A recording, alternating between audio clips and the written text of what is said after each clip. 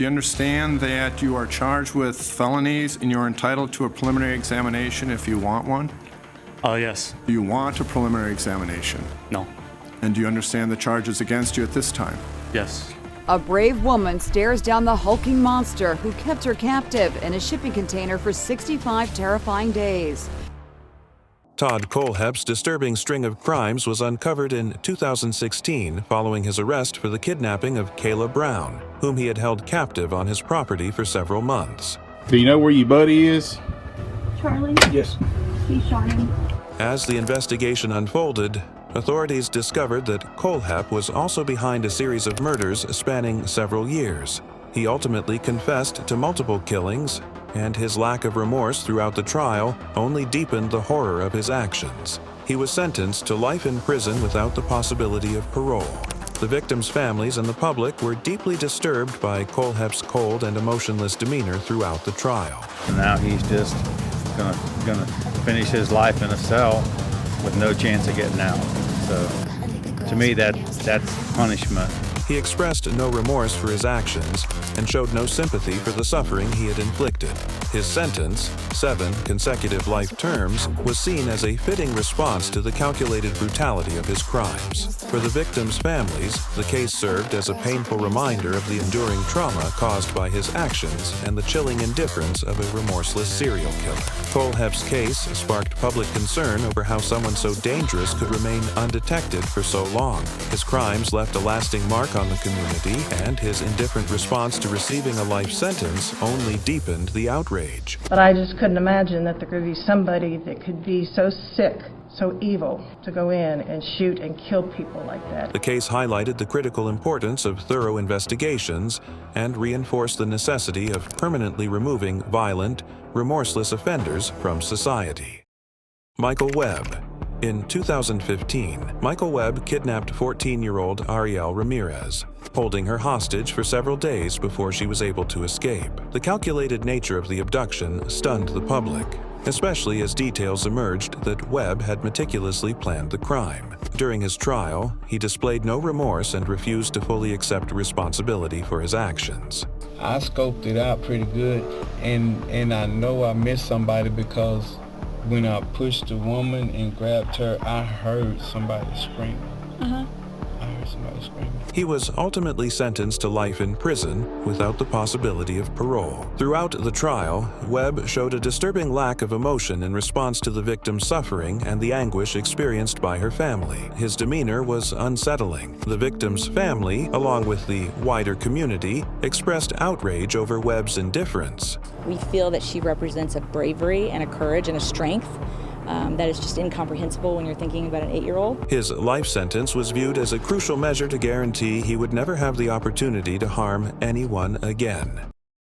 Granville Ritchie.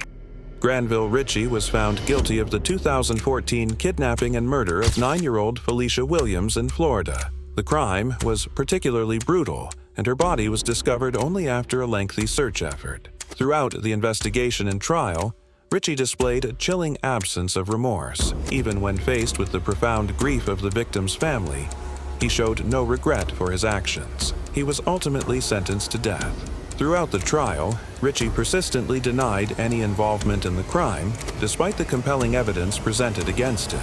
His absence of remorse was especially unsettling, given the tender age of his victim. The proceedings highlighted the deep emotional suffering of the victim's family, who had to cope not only with their devastating loss, but also with the added pain of Ritchie's cold and unfeeling demeanor.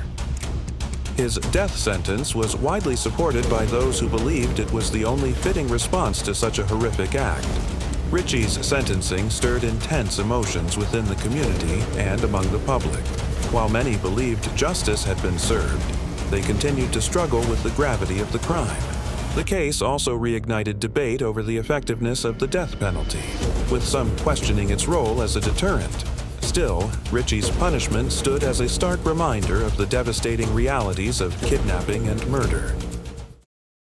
Jake Patterson. The 2018 abduction of 13-year-old Jamie Kloss by Jake Patterson, along with the murder of her parents, shocked the nation. Patterson kept Jamie imprisoned in his isolated home for 88 days before she bravely escaped. The community was appalled not only by the violence of the crime, but also by Patterson's disturbing and senseless motives, which came to light during the trial. Do you understand that you are charged with felonies and you're entitled to a preliminary examination if you want one? Yes. Do you want a preliminary examination? No. And do you understand the charges against you at this time? Yes. Throughout the proceedings, he showed minimal remorse, offering only brief remarks without any genuine display of regret. He was ultimately sentenced to 2 consecutive life terms without the possibility of parole. Patterson's demeanor in court stunned the public, as he showed none of the remorse or guilt typically expected in the wake of such a horrific crime. His apparent indifference to the pain he inflicted on Jamie and her family was profoundly disturbing to the community. While Jamie's bravery in escaping was met with widespread admiration, the trial further deepened the emotional toll on her and her loved ones. The response to Patterson's life sentence was a blend of relief and lingering outrage. While many believed justice was rightfully delivered, Patterson's emotionless demeanor left people questioning his sense of humanity. The case sparked broader concerns about preventing similar abductions and the profound psychological impact such crimes have on victims and their families. Ultimately, Patterson's case served as a chilling reminder of the evil that can exist in secrecy, and the incredible strength of those who endure and survive such trauma. Bradley Yon. Bradley Yon's 2014 abduction of a woman and her 2 children led to a tense standoff with authorities. He held the family hostage for several days before they were finally able to escape. During the trial, Yon displayed little remorse, frequently disputing the evidence and refusing to accept responsibility. His unpredictable behavior in court deeply unsettled both the jury and the public. In the end, he was sentenced to life in prison without the possibility of parole. Yon's trial was characterized by his combative demeanor and unwillingness to take responsibility for the pain he inflicted on his victims. I did not hurt your mother, your grandmother. I did not do any of that. I wasn't part of that this night. I was not there. There's a lot more to this than y'all know. Your Honor, I'm not guilty for this at all. His absence of empathy was clear as he persistently denied any wrongdoing, adding to the disturbing nature of the case. The victim's family was left emotionally exhausted, not just from the ordeal of the kidnapping, but from Yon's continued lack of remorse. And you did provide those records. Objection, Your Honor. Asked and answered, and we've gone down this path. Mr. Smith, are you aware that there was no 911? Objection, Your Honor! I will sustain the objection, Mr. There was no 911. Objection, Your Honor! I'll ask the bailiff to have the jury return to the jury room and we'll address this. Given his violent behavior, many viewed the life sentence as both justified and essential for public safety. The response to Yon's sentencing was a mix of relief and unease. His case highlighted the persistent difficulties faced by law enforcement and the justice system when confronting individuals who show no empathy. It also emphasized the critical need to safeguard potential victims from dangerous offenders like Yon. Trevor Sommers. The Trevor Sommers case revolves around the harrowing abduction and assault of Elisa Mathewson by her estranged husband in March 2017. I am here with Elisa at her house, where I'm not supposed to be, and I woke Elisa up, and I have been holding her against her will. Following a 16-year marriage marred by domestic turmoil and financial problems, Elisa had secured a restraining order against Trevor.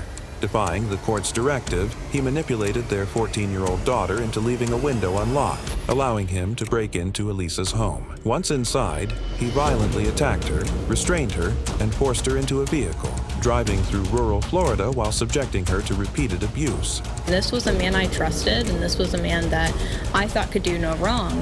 And just to know that he used me to do what he wanted to do hurts more than anything. During the terrifying ordeal, Elisa briefly escaped in a Walgreens parking lot, but Trevor quickly recaptured her and escalated the violence, including slashing her wrist. A multi-county search led police to intercept the vehicle just in time.